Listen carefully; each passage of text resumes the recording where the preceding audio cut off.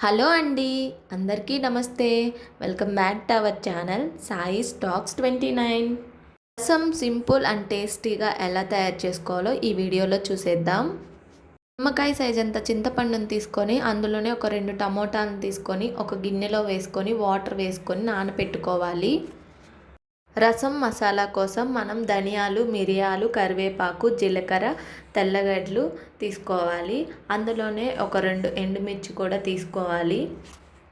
రసం మసాలా దినుసులన్నిటిని మనం రోట్లో వేసుకొని కచ్చా పచ్చాగా అయ్యేంత వరకు దంచుకొని పక్కన పెట్టుకోవాలి. మిక్సీలో అయినా వేసుకోవచ్చు, కొంచెం దంచుకుంటే టేస్ట్గా ఉంటుందని. ఇలా చూపిస్తున్న విధంగా దంచుకొని పక్కన పెట్టుకోవాలి. నానబెట్టిన చింతపండు, టమోటా రసం తీసి పక్కన పెట్టుకోవాలి. టమోటాలు ఉడకబెట్టకుండా ఇలా పచ్చిగా చేసుకుంటేనే చాలా టేస్టీగా ఉంటాయి. నచ్చితే మీరు కూడా ట్రై చేయండి. రసం చేయడానికి స్టవ్ ఆన్ చేసి గిన్నె పెట్టుకొని ఆయిల్ వేసుకొని ఆయిల్ హీట్ ఎక్కాక తాలింపు గింజలు వేసుకోవాలి. అవి ఎర్రగా వేగాక మనం రెడీ చేసుకున్న రసం మసాలాను వేసుకొని అది కూడా పచ్చివాసన పోయేంత వరకు వేయించుకోవాలి. మసాలా వేగాక అందులో మనం కొంచెం ఉప్పు వేసుకోవాలి, మీ టేస్ట్కి తగ్గట్టు.